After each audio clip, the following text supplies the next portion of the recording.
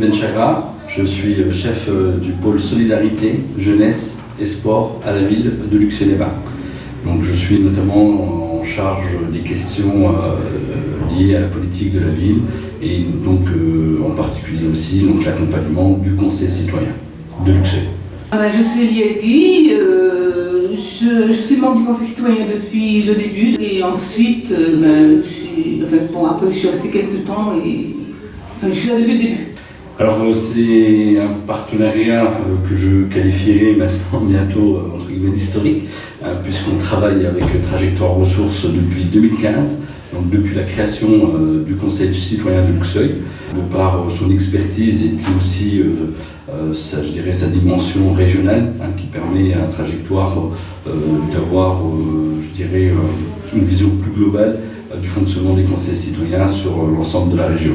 Et donc depuis 2015, on a participé, surtout les membres du conseil citoyen, à plusieurs cycles de qualification qui leur a permis de bénéficier d'ateliers sur la rédaction de comptes rendus, de prise de notes, de prise aussi de parole.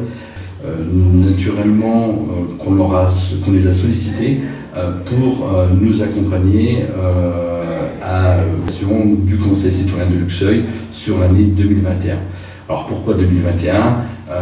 Pour deux raisons. On était à la veille de l'évaluation du contrat de ville et surtout dans une période de crise sanitaire qui fait que beaucoup de choses ont été mises en sommeil et on a estimé peut-être judicieux de profiter de cette pause pour faire justement une rétrospective des actions et des actions du conseil citoyen à la fois sur le fonctionnement, à la fois sur la gouvernance, à la fois sur tous les aspects liés au fonctionnement et à l'animation du conseil citoyen. Sur le conseil citoyen, pour la période 2015-2021, donc avec Trajectoire Ressources, déjà, moi je me souviens qu'on les a contactés au mois d'avril à peu près. Donc nous avons eu une réunion en visioconférence, nous avons échangé, elle nous a expliqué comment ça pouvait se faire, etc. Et une première rencontre avec les membres et Madame Mangin, au mois de juin, je crois. Elle nous a expliqué, Sandrine nous avait apporté des grands panneaux de façon à faire une fresque. Et nous sommes venus ici à la Maison du Citoyen pour on a commencé. Donc c'était pas évident de se rappeler tout ce que nous avions fait, faire appel à notre mémoire. J'ai retrouvé des documents, parce que moi je note beaucoup de choses dans mes carnets. Donc j'ai retrouvé, on a regardé sur Facebook.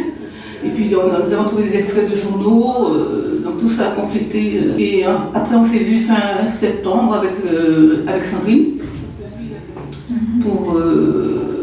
Donc on a parlé de ça, elle nous a questionné, elle nous a filmé en même temps, elle a enregistré ce qu'on disait, ce qui a permis après de faire une synthèse qu'elle a envoyée.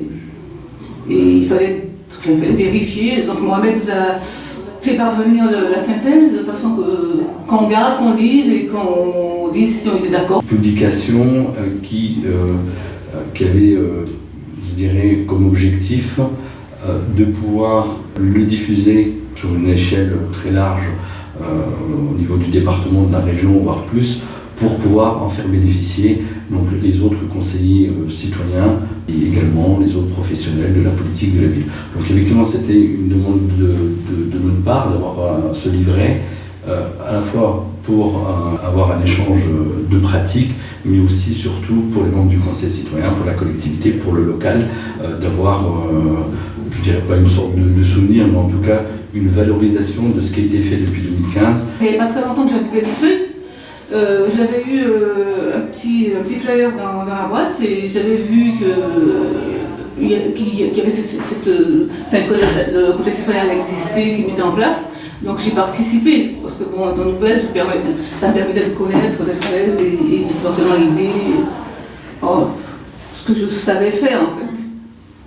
Donc après, nous participons quand même à pas mal de manifestations.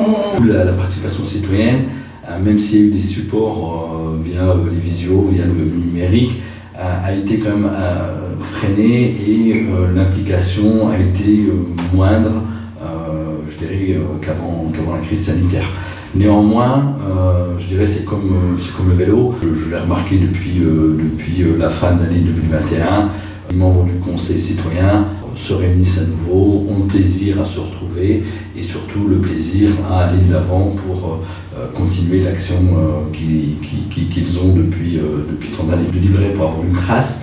Et il y avait un deuxième aspect, c'était de restituer l'évaluation du conseil citoyen à l'occasion d'une rencontre publique.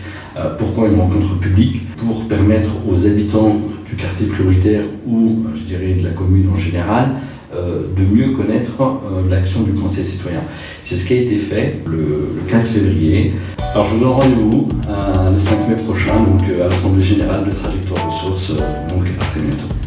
Donc rendez-vous à l'Assemblée Générale de Trajectoire Ressources le 5 mai.